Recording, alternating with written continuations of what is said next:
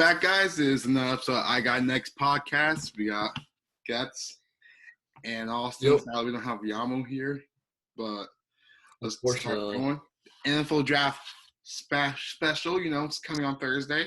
So, of course, we're going to have our mock draft, but we're going to talk about the trades that happened before all of this because we missed like a couple of weeks. So, first thing up was the Sam Darnold trade. Sam Darnold got shipped to the Carolina Panthers.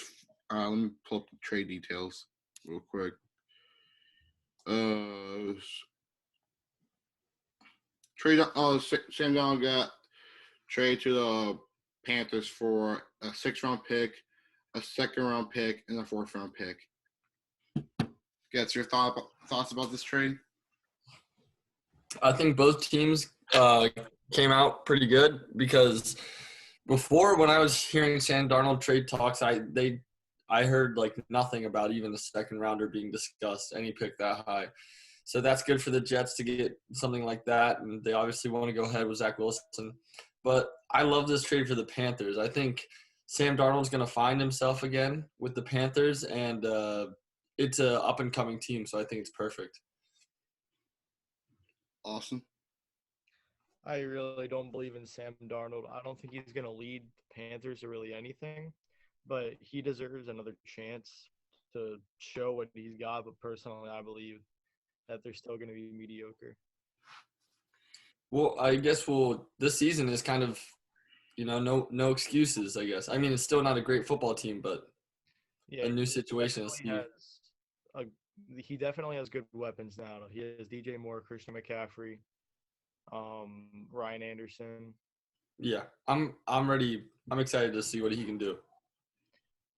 I'm pretty excited because I was saying before I had the Jets shouldn't draft Zach Wilson, just draft PNIC but he just gave up on Sam Darnold, and now Sam Darnold's on a team with that has weapons, and especially Christian McCaffrey, and has a decent line. The only thing they're missing is a tight end, and their defense is looking pretty decent. They still need to improve on their defense a little more, but they have star players like Jeremy Chan on their defense, Derek Brown, and who's for Brian Burns.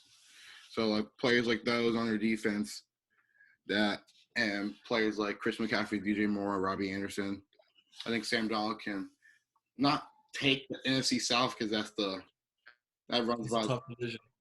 Tough division, but we're not sure about, and also we're not sure they're in 2nd place with the Saints and Jameis Winston because they're still the same team but different quarterback.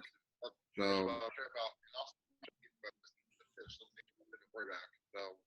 Austin, you're echoing right now. I'm echoing? Yeah. I'm using my other computer right now. This is so dumb. Try using a headset. But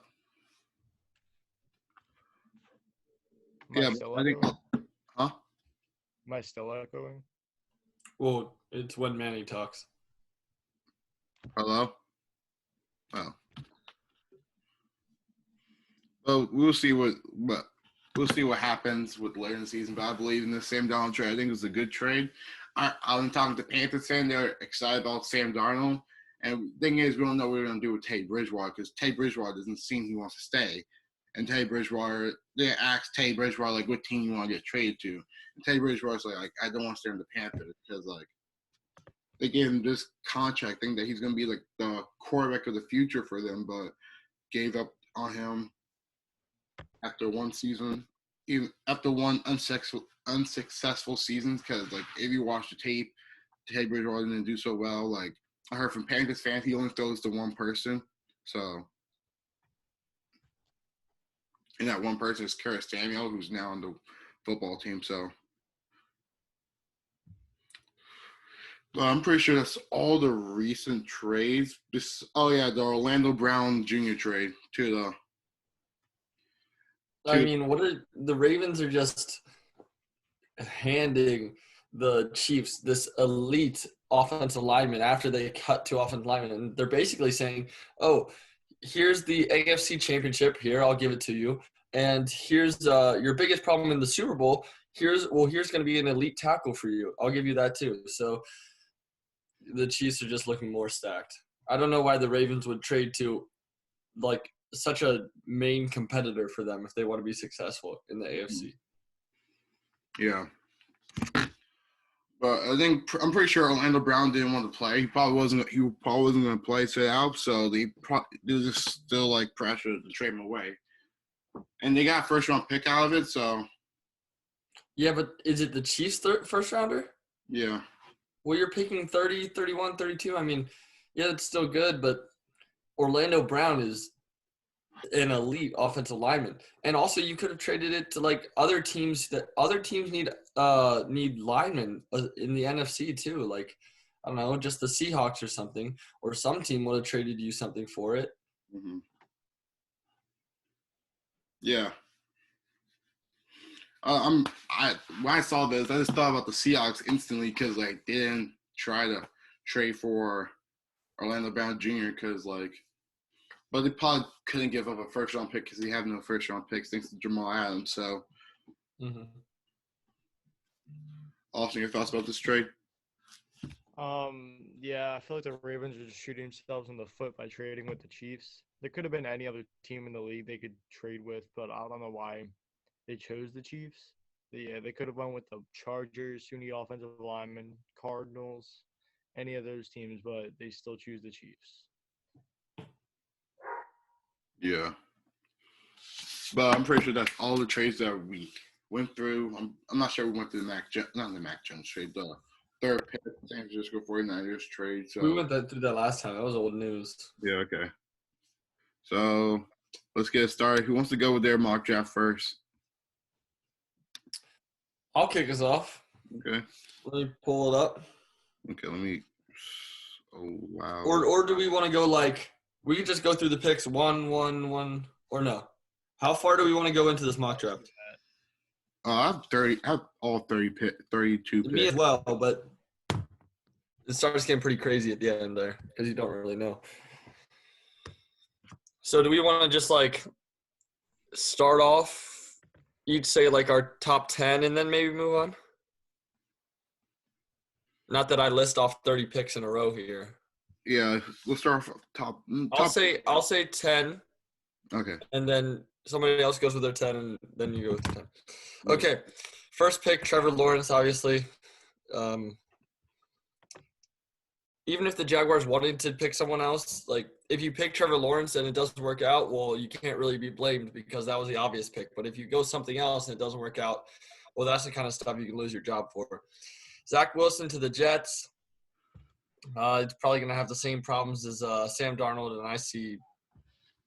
I'm not too big on Zach Wilson, honestly. I think he's the type of – he kind of reminds me of Johnny Manziel because he kind of thrives in, like, hectic situations. Mm-hmm. And when you thrive in hectic situations, you kind of look for hectic situations, which means, like, leaving the pocket too early when there's no need or something like that, you know.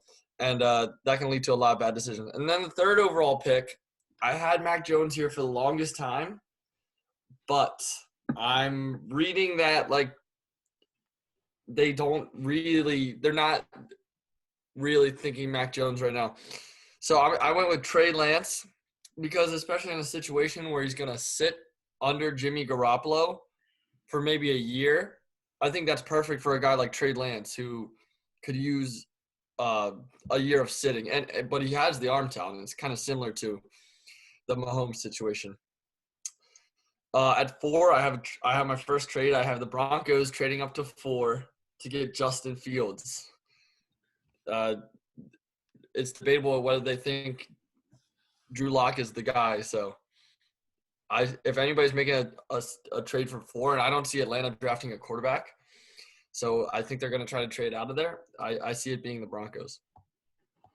Okay, then Bengals, Penei Sewell. You have to protect Joe Burrow, especially after he got hurt last year. Simple as that. 6, Dolphins select Kyle Pitts. Pitts is the best player at their position in this draft. But it's like, how important is a tight end? But I think they take him, and he's the Hall of Fame guy out of all these guys, from what I hear. 7, the Lions take Jamar Chase, who's now fallen to them. You need to give Jared Goff some weapons for sure.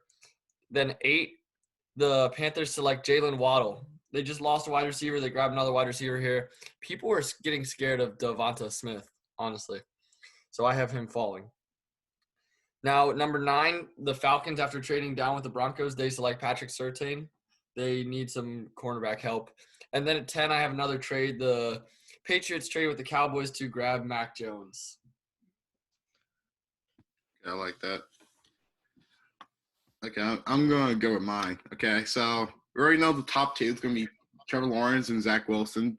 So, and then third, I have a different than Goetz because he changed his in the last second, but I kept strong with it. I'm thinking that the 49ers would still select Mac Jones because recent news saying that, they're deciding between Mac Jones and Justin Fields or Trey Lance. So, like, they haven't really made a decision yet, but they're still keeping Mac Jones in their thoughts. And at 4, I don't have a trade unlike Goetz, but I feel like Justin Fields would be perfect for the Atlanta Falcons. He's from the Georgia area, so and he can sit under Matt Ryan until he retires, and then he can take over the team from there. And then I got Bengals taking Penei Sewell. They need to protect Joe Burrow, so that's the obvious pick. And at 6, I have the Dolphins taking an Alabama receiver because because Tua was talking about earlier, he would love to pair up with Devonta Smith since he's from Alabama. So Devonta Smith and Tua. So in Detroit, they're going to take the next Megatron and Jamar Chase. So, and he's going to have a sad career from there. So, because he's in Detroit. And I have Kyle Pitts falling all the way down to the Panthers, taking him at 8. And then at 9, the Broncos aren't taking a quarterback because recent news came out that the GM said that Drew Lock is only people he's thinking of is Drew Lock and some other draft prospect. But if that draft prospect is getting taken already, then I'm probably going to take Micah Parsons at 9. Then I got 10. Cowboys are taking Patrick Surtain.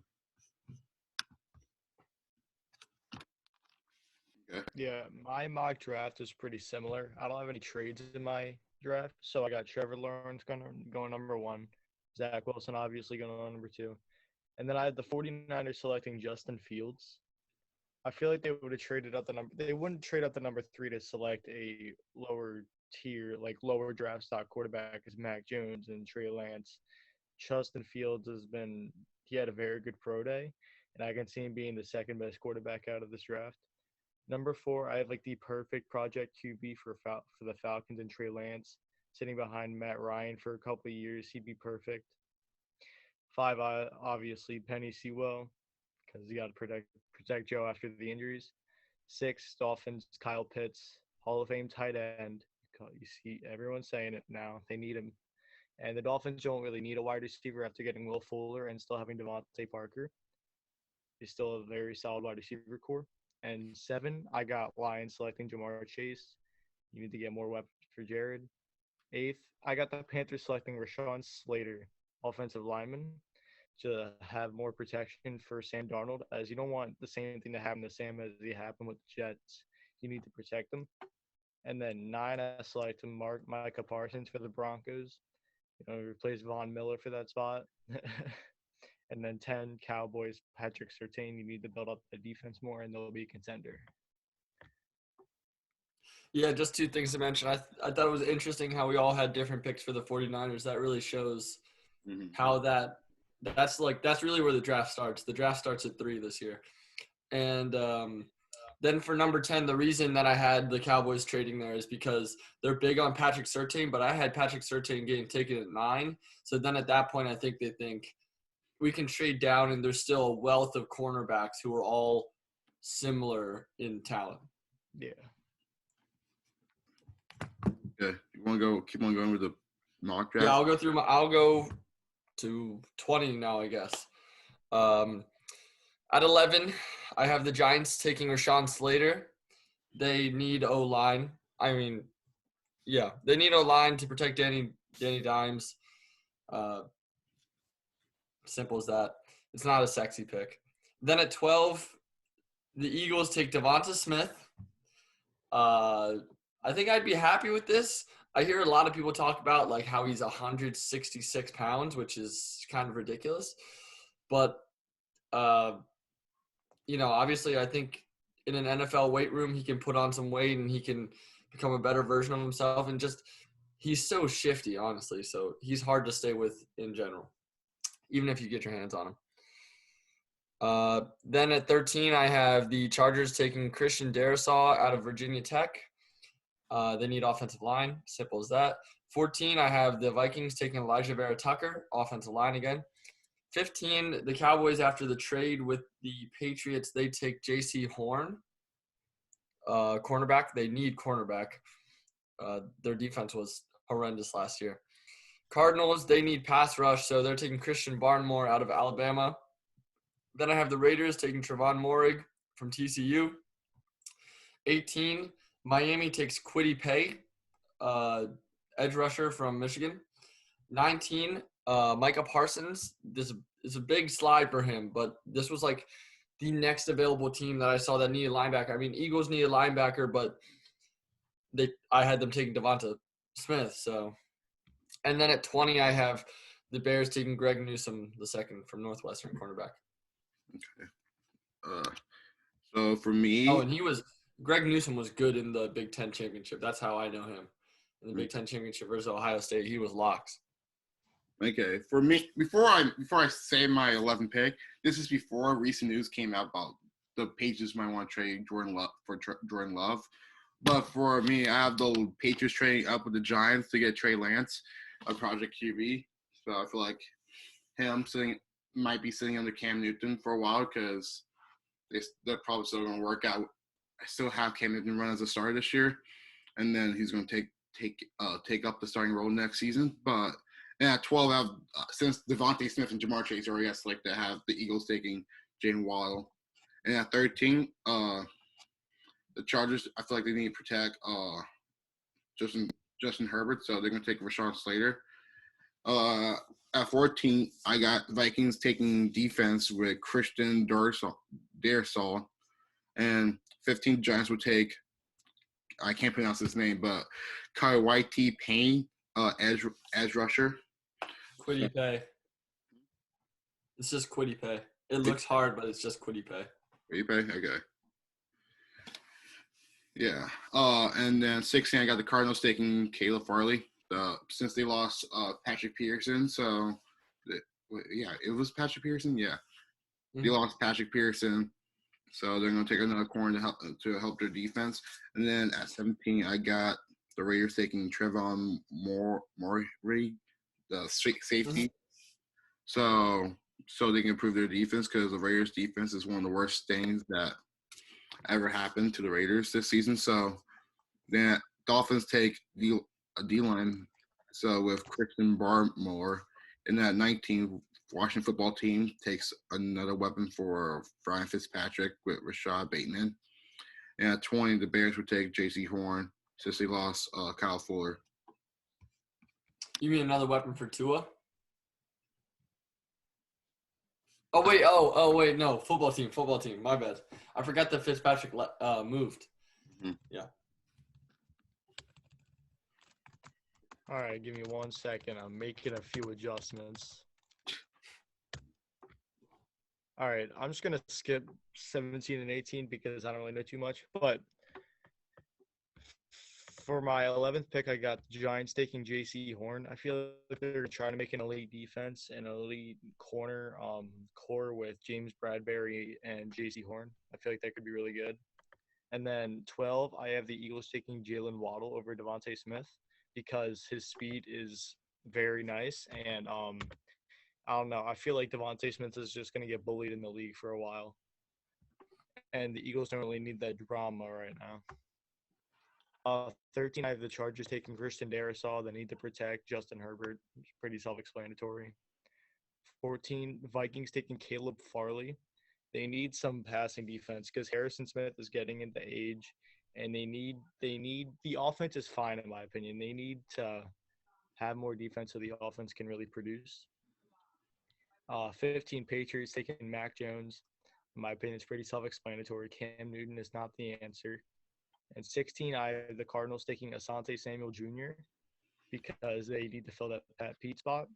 And for the football team pick, a few picks later, I got Devonta Smith falling, which is going to be a complete steal for that late because Devonta Smith should have went like top 13, but people are going to not believe in him.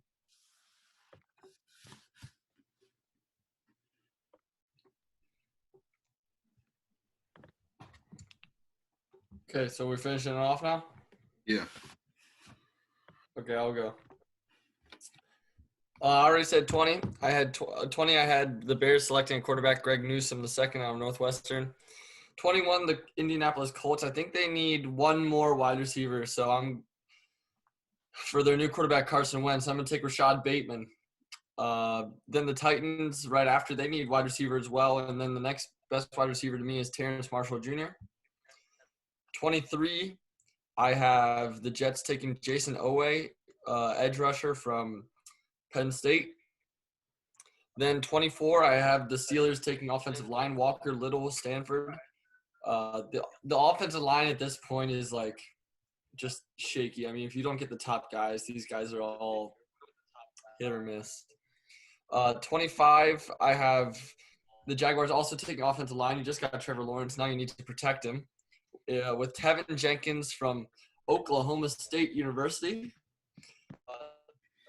Then at 26, I have the Browns taking a linebacker, Jeremiah Owusu-Karamoah from Notre Dame. And then at 27, I have the Ravens. They missed out on all the big wide receivers this offseason. So I have them taking wide receiver Elijah Moore from Mississippi. 28, I have the Saints taking a cornerback, Caleb Farley from Virginia Tech. 29, I have the Packers taking cornerback now again because we saw what happened to them in the playoffs. They got roasted on the outsides. So I have them taking Asante Samuel Jr., cornerback out of Florida State. 30, to the Bills, I have Jalen Phillips, edge rusher from Miami.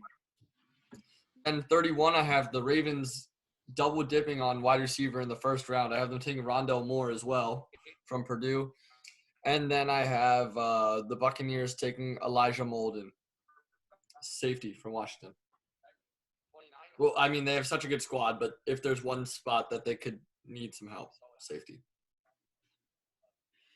Okay, so at 21, I have the Colts taking Elijah Tucker off the tackle so they can protect Carson Wentz a little more. Okay, so for the Titans, I got them taking Greg Newsome, the second cornerback, to improve the defense because they lost Adoree Jackson. New York Jets are taking Jason Oha, edge rusher, to improve their defense because they're improve a lot of things. Then at the first running back getting taken here, Najee Harris to the Steelers because they lost James Conner, so they need a running back. Is either going to be Jaheir Harris or Travis Etienne, so depending what the team wants. So for Jaguars, I also had them taking Trevon Jenkins from Oklahoma State, offensive tackle. He's a stud. Jeremiah, and the Browns, I got taking Jeremiah Owasu, linebacker, improve their defense a lot. For Ravens, I got him taking a wide receiver because Lamar needs weapons, so Elijah Moore. And then the next best wide receiver, I got the Saints taking Terrence Marshall Jr. And then I got the Packers taking Ronald Moore. And then Bills are taking edge rusher Isaiah, I'm trying to pronounce that name, Ojulari, I believe. Ojulari, thank you. And then Ravens, I got them taking Walker Little since they lost Orlando Brown, so they're going to take an offensive tackle. And then I got for the 32nd pick, I didn't really know what the Bucs need, so I was like, I'm taking Kyle Trask, QB, to back up Tom Brady. Wow. Mm-hmm. That's interesting. Yeah. Yeah. Yeah, I just realized that I didn't have any running backs in my first round, and the Steelers would have been the perfect spot like you had them choosing. Mm-hmm. Yeah, I didn't do like the rest of the draft. I don't know, like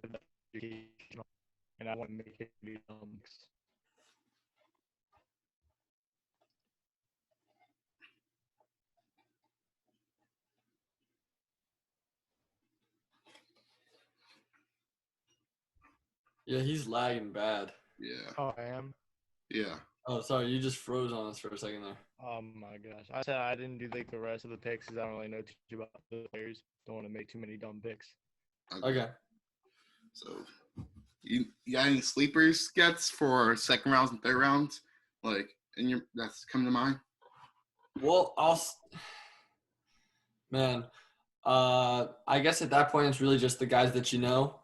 Najee Harris and Travis Etienne, I didn't have them selected, and even if one of them does get selected, probably don't think both will get selected. I could see Najee Harris still being around in the second round, so that'd be a nice pick for someone. Yeah, but you really don't know too many of the names down there, honestly. Yeah.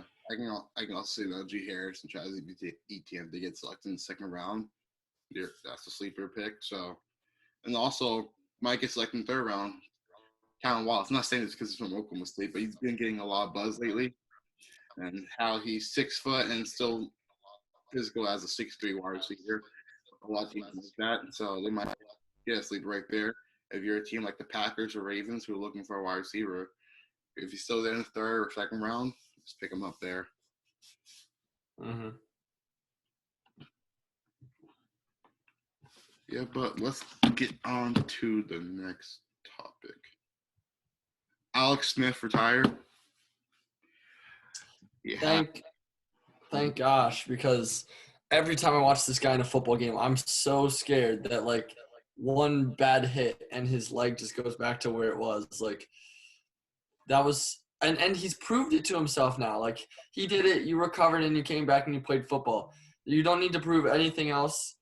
You know, you did it. So I'm glad he's retiring. Yeah. I think I say this a lot of times, like during the season, like I just want Alex Smith to retire because I just don't want to see that man get injured because like last time he got injured, he almost couldn't never walk again. Now he came out. He almost could have died. Yeah. He could. Now he went out and played football. He proved us all. Okay, you want to come back player of the year? So just go out and retire. People are saying that he might be a Hall of Famer. I don't really see it. So No. It's ridiculous. Mm-hmm.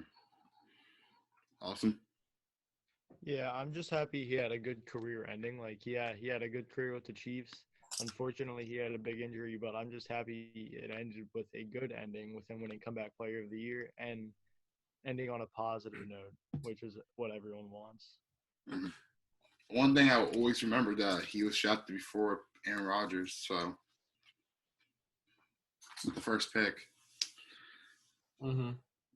But to the 49ers, people don't even like see Alex Smith on the 49ers. Really, you see him on the Chiefs when you think of Alex Smith.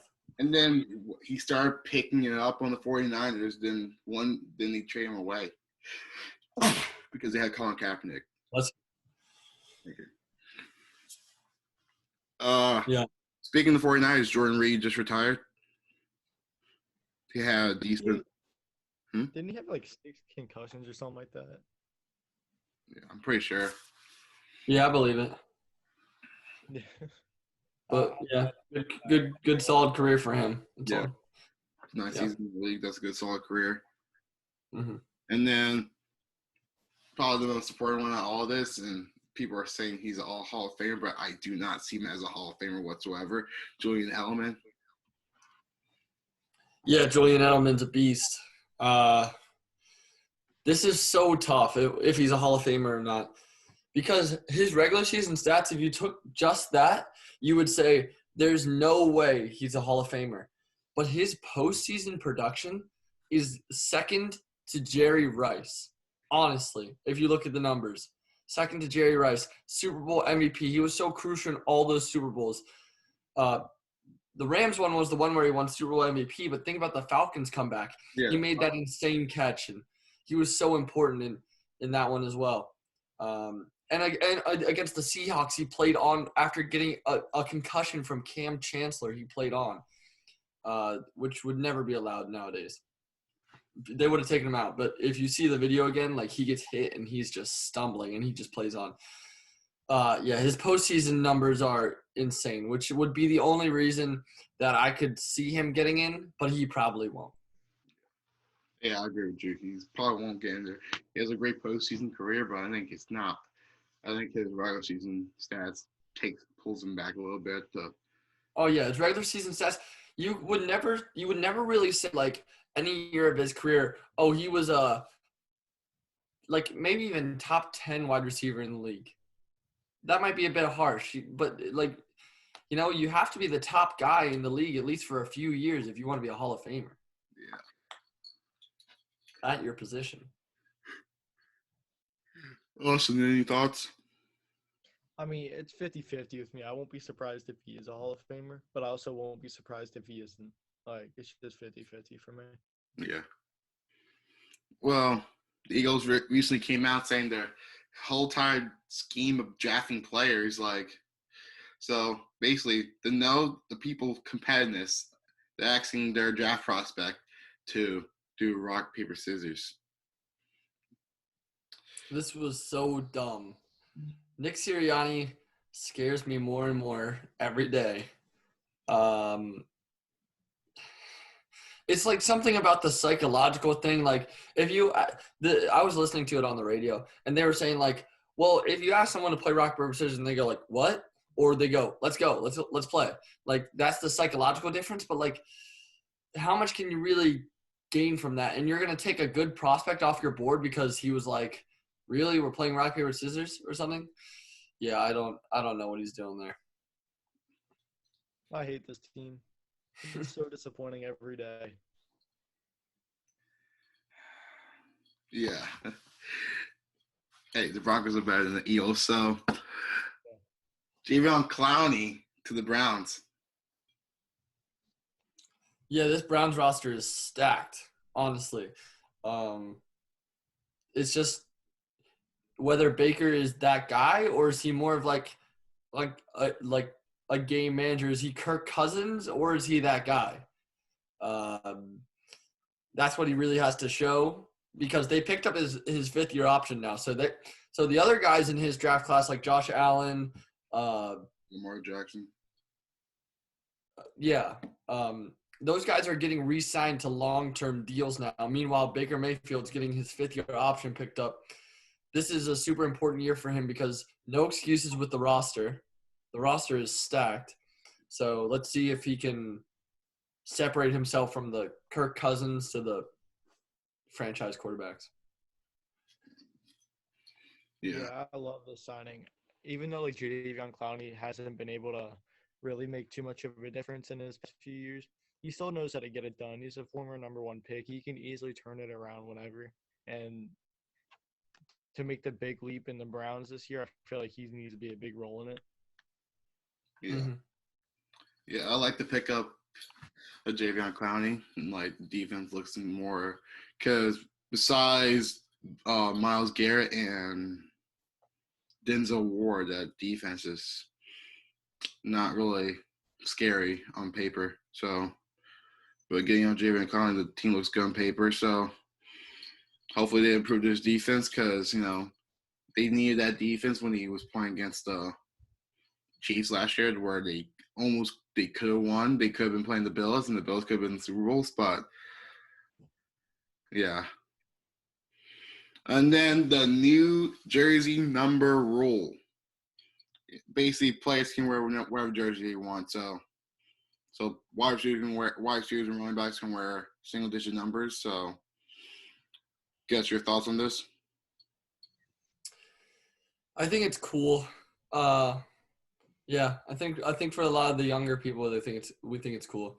And then you got your old guys like Tom Brady. Tom Brady's like, it's going to be hard to call out guys at the line of scrimmage if the defensive end is wearing 14. Yeah, get over it, Tom. It's what the kids want, honestly. Mm-hmm. And watch how many people come out of this draft class with like a cornerback wearing number 5. Like, I like it a lot. Them with the new jersey number change, because I want to see like offensive lineman wearing number 5, like a single digit number offensive lineman. Those are the scariest ones. So knowing from my point of view, so that'd be nice to see. So I think it's the wide receivers and the DBs for me. I just think they look so much better with a single digit number on. Or the running backs. Running backs with like a 5 or something. So good. then you got players coming out saying like, "Oh, I'm not going to change my jersey number because like a lot of people spent money on me wearing this jersey." So Stephon Diggs said that. I'm like, "Oh, I respect that." So because like basically people spend like hundreds of dollars on buying a Stephon Diggs jersey, and now he's changed his jersey number. Yeah, I respect that for sure. Jalen Hurts doesn't respect that. Man's changed from number 2 to number 1 this offseason. Yeah, because he's QB1. And I saw so many people had number 2 Jalen Hurts jerseys at the end of last year, and it just immediately he goes switch to the number 1. That's just hilarious right there. But let's transition to the NBA and get a little serious here. So this past week, NBA prospect from Kentucky, Terrence Clarke, passed away in a car accident. It's really sad to see young players like this pass away like this because he has so much potential. He recently just signed with Clutch Sports, so same the agency as LeBron James. So you can see entering the draft this year, right? Mm-hmm. Yeah, that's so unfortunate. I don't know what else there is to say. There's not like analysis on this. It's just unfortunate. It's just sad. Yeah. Luckily, like his teammate, he was in the car right behind him. BJ Boston. Right? He's good. Yeah, he's good. So okay. But it's still sad to see a young player like this, because like this is something that reminds me of like I forgot the Celtics player, but like in 1986 draft when they took Len Bias. Yeah, I'm pretty sure. Yeah, Len Bias. Yeah, and also there was another player who's also played for the Celtics who died on the court too. Mm-hmm. So like seeing young players like this go away before they even get to start their career, it's pretty sad to see. So. Mm-hmm. Yeah, but then Lamarcus Aldridge retires. He had, I'm pretty sure it was like heart problems, like irregular heartbeat. So he decided just to retire. So, do you think Lamarcus Aldridge is a Hall of Famer, Cats? No doubt, 100% a Hall of Famer. Yeah, in the Basketball Hall of Fame. Basketball Hall of Fame is like the easiest one to get into. So yeah, Hall of Famer for. They have a really like large criteria for Hall of Fame. So there's people in the Hall of Fame that never even played in the NBA because it is the Basketball Hall of Fame. It's not the NBA Hall of Fame. Mm-hmm. Yeah, and then they started from the bottom. Now they're all the way at in the top 5. Number 4 seed, the New York Knicks are on a roll. Julius Randle is a bona fide superstar for them. Okay, they got their star player, Julius Randle, and they got their role players too with Derrick Rose, Emmanuel Quickly, and they see RJ Barrett rising up to become a star that everybody wanted him to be. People was calling RJ Barrett a bust, calling Julius Randle a bust, but look at them now. Look at them now. Yes, your thoughts on the New York Knicks? Yeah, this team is so much fun. They're having a lot of fun, but the unfortunate part is just the way the basketball is. Like, if you don't have that bona fide superstar, they're just not going to make the run in the playoffs. Might win their first round matchup, but when it comes to the Sixers, the Bucks, the Nets, I don't see them getting through any of those teams. Yeah, this team reminds me of the 2018 Brooklyn Nets. They're just fun.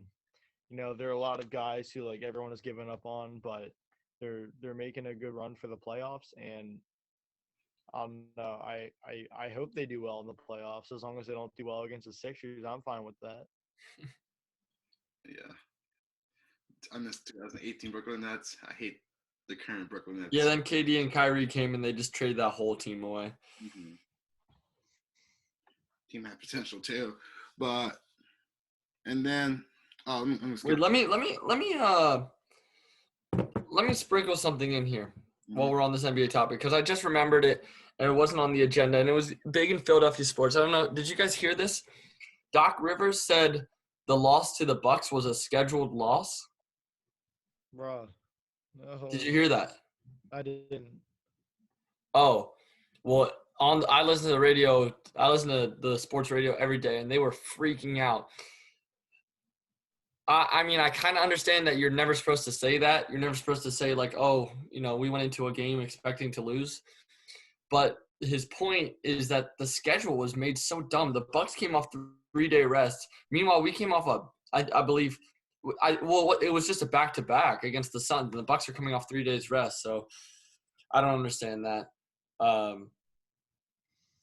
But also, to that point, if Doc Rivers, if you say it's a scheduled loss, why is Embiid on the floor? Why is Tobias Harris on the floor coming back from an injury? He didn't even look healthy in the game. So, I'm very confused with Doc Rivers. Yeah. I'm going to skip the MVP talk for these two topics because these older point guards are on the roll. So the first one is Russell Westbrook. Last 10 games, dropping triple-doubles. He's 7 triple-doubles away from Oscar Robinson's record. So, and he's leading him and Bradley Beal's leading the Wizards to I'm pretty sure they're right now at the 11th or 10th seed, which is good for the play-in tournament. So, do you think this hot streak for the Wizards can make them go in the playoffs, guys? Yeah, especially in this format. I hate it. The play-in tournament for the 10th. Why doesn't the whole league just make the playoffs at this point? The 10th and 11th, the 10th seed is in a play-in tournament? This is a joke. I hate it. But, in this format, they could definitely make a run of the playoffs. I like their team. I think they're fun. But definitely not contenders. Even if they do make it into the playoffs, first-round exit. Yeah. I personally like the play-in tournament because you have teams like years past in the West where you got teams that are like really a game and a half game behind, and some teams fails to injuries, so you don't know. What? Okay, well then it was just unfortunate. That's not your year. But with a losing record, they're like 26-31. That team deserves a chance to play for the championship. No, they don't. Hey, this is where we get our Cinderella stories. From the 10th seed to the There are no Cinderella stories in the NBA. There are no Cinderella stories in the NBA playoffs because it's 7 games. Yeah. I feel like they should go back for a first round 5 games. Because they only implemented the play-in tournament for Zion to make the playoffs last year. Yeah. But that failed. Mm-hmm. Hey, at least they got Memphis out. That was their goal, so Yeah, this is a joke. I hate this play-in tournament. This needs to stop. How many teams are there, if you include the play-in tournament? How many teams are there that just flat out don't make it? Like 4? Yeah, like 5 per conference. Mm-hmm. Yeah, it's a joke.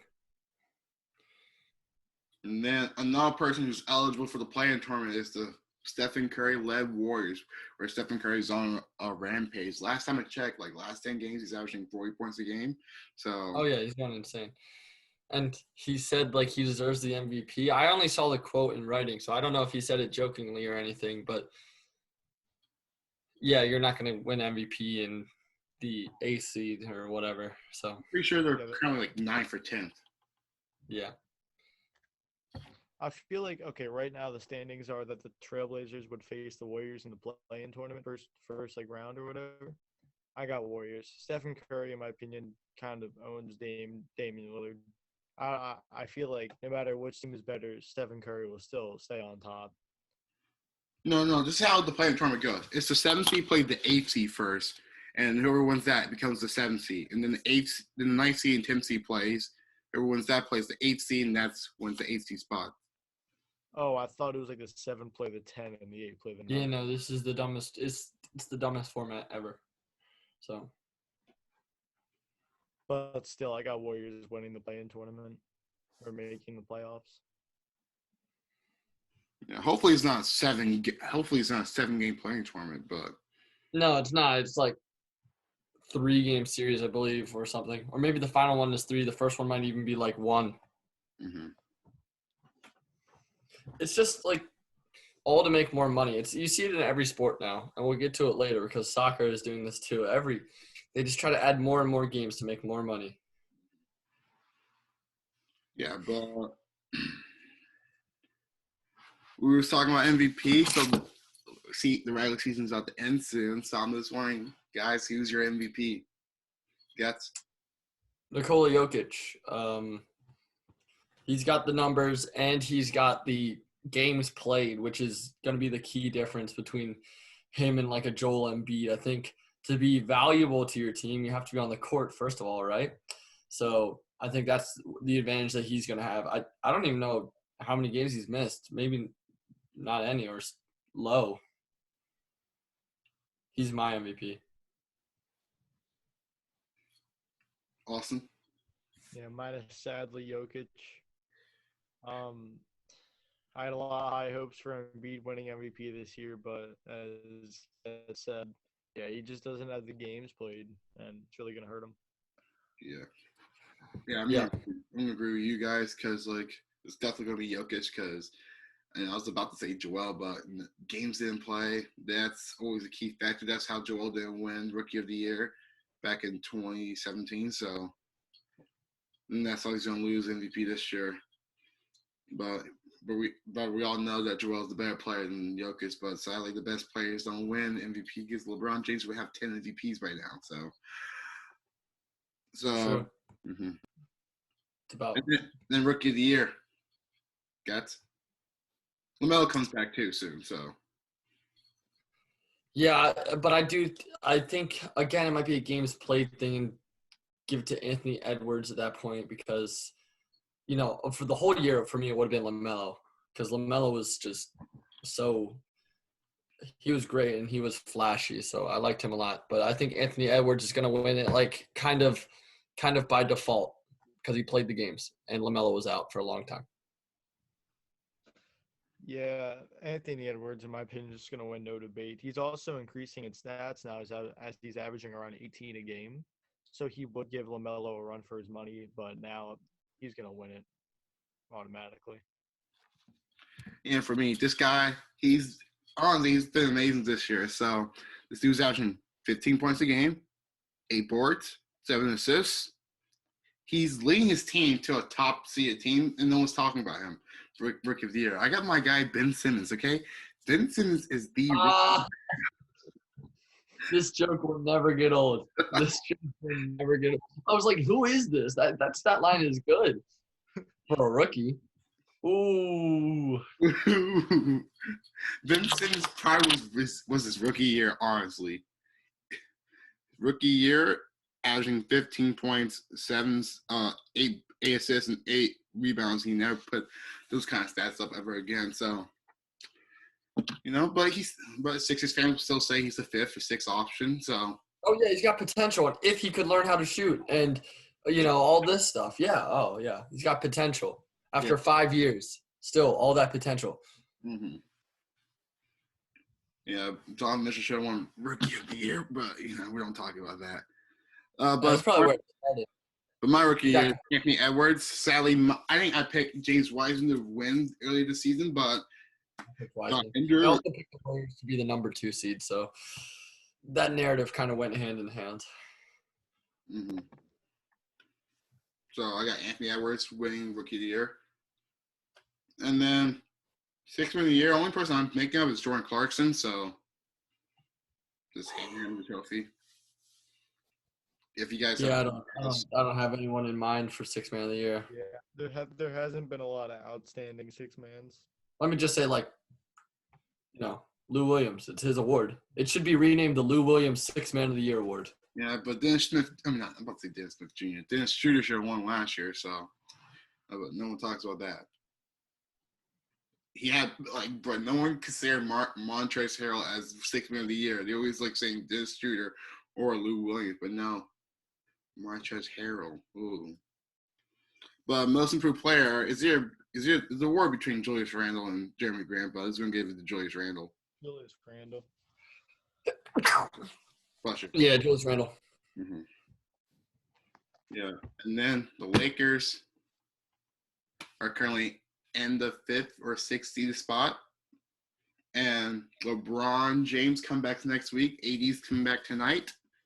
You think they can stay on this run and don't have to play in the play-in tournament? Yeah, Lakers are gonna.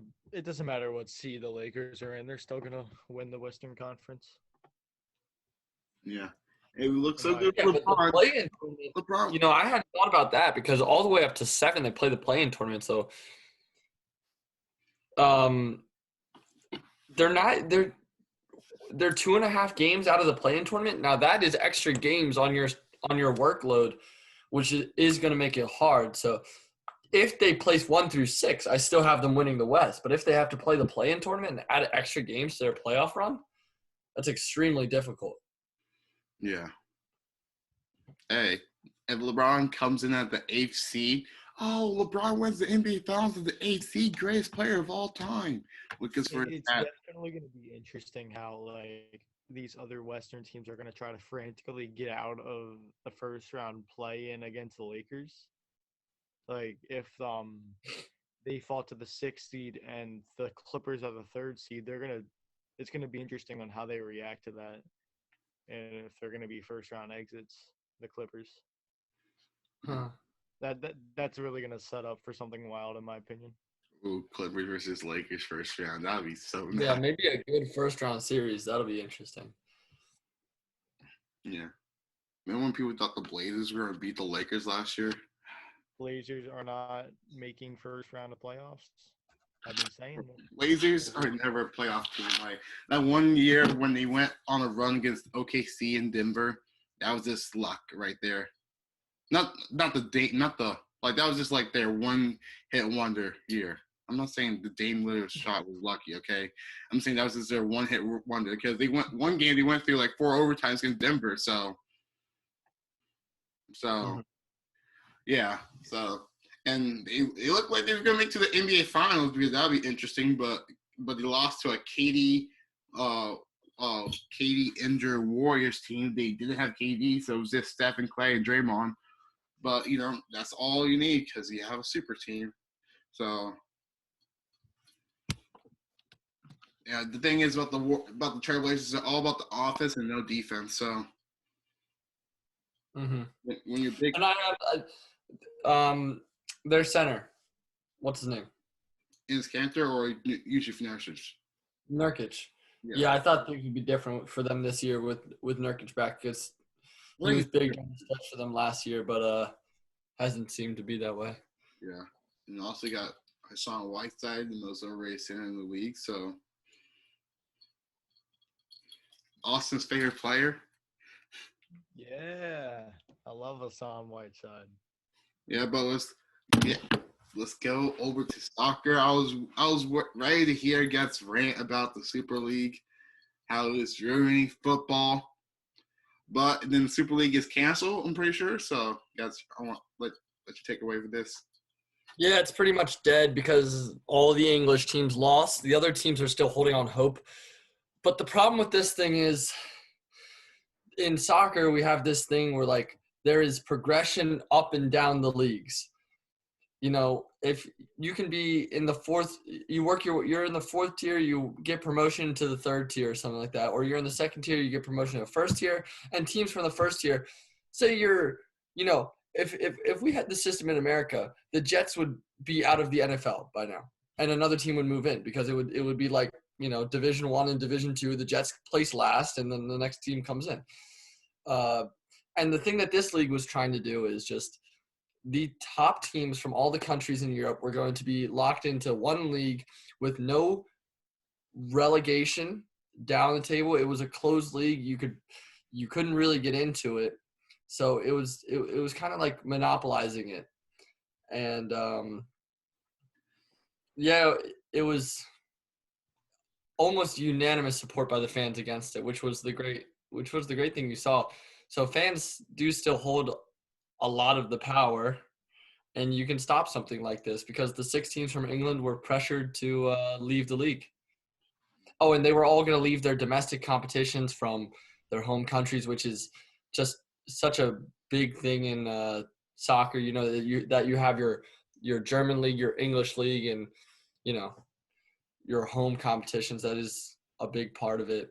And they were all going to leave that too to join the Super League, which with no history, no nothing. So. Yeah, and then they also said the FIFA said they couldn't play in the World Cup. So.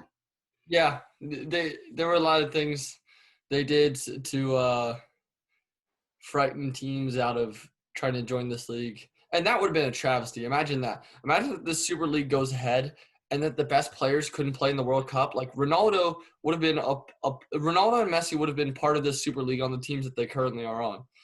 And they couldn't play in the World Cup. Well, then the World Cup would have no meaning. And that's the greatest competition in the world. Yeah. Yeah, I'm glad that Manchester United didn't go along with the Super League. So, I was about to switch up teams real quick. So, yeah, a lot of people were ready to leave their teams. Oh, part of the problem for the English team is that they all have American owners these days, and American owners only understand the franchise system in the United States. The fact that you own a team as part of the league and you can't get relegated from that league. So that's what they were trying to set up, basically. I got a question. How are you a fan of Manchester United? What is the relevance to that? Oh, my dad always been a fan of Manchester United, and also Sam, my brother Sam, he randomly become a Manchester City fan. So I'm like, I gotta be a fan of a football team here. So I chose the opposite team, Manchester United. So yeah. Yeah, Austin, trust me, that's not a bandwagon pick because they suck. Man United haven't won anything in a good while now.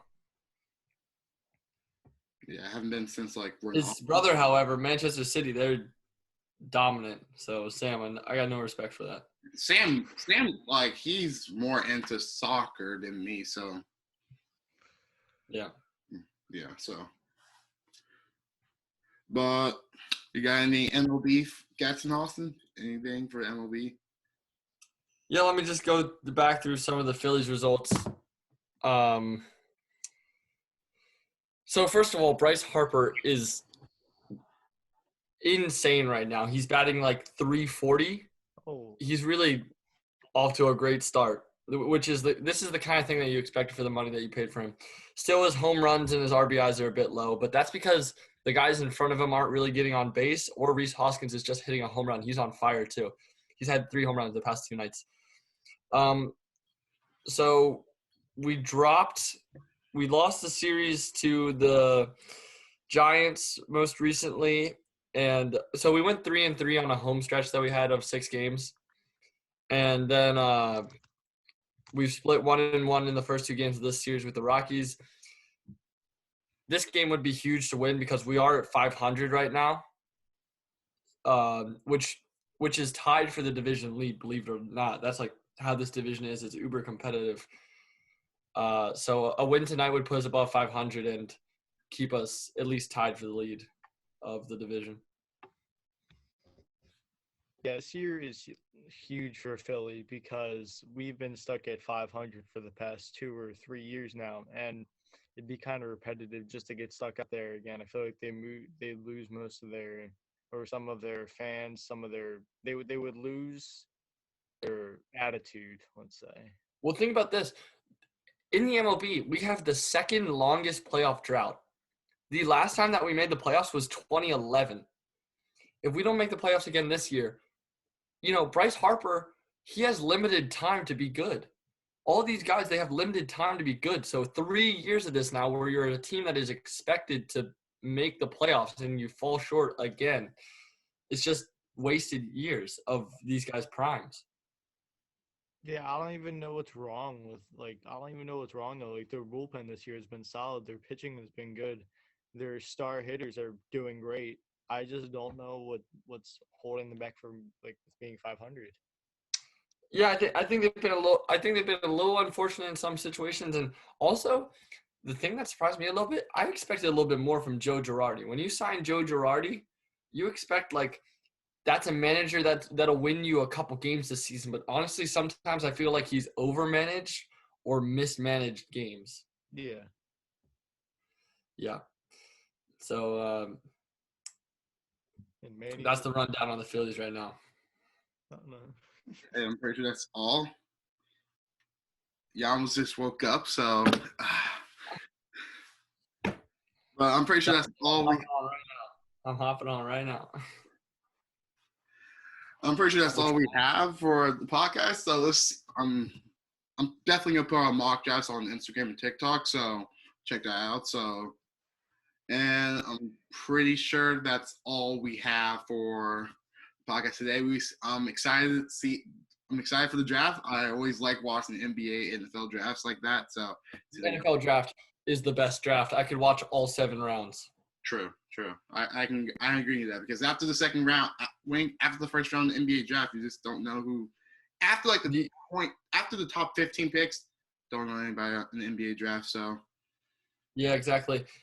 But in the NFL draft, it could be round 5, and you're still hearing guys from Ohio State or Michigan getting called. And the thing is, and you see it in the NFL too. You see it all the time that these bottom draft picks are like the top guys. Obviously, the most obvious example is Tom Brady, but also like an Antonio Brown was a 5th rounder. Julian Edelman was a 6th rounder.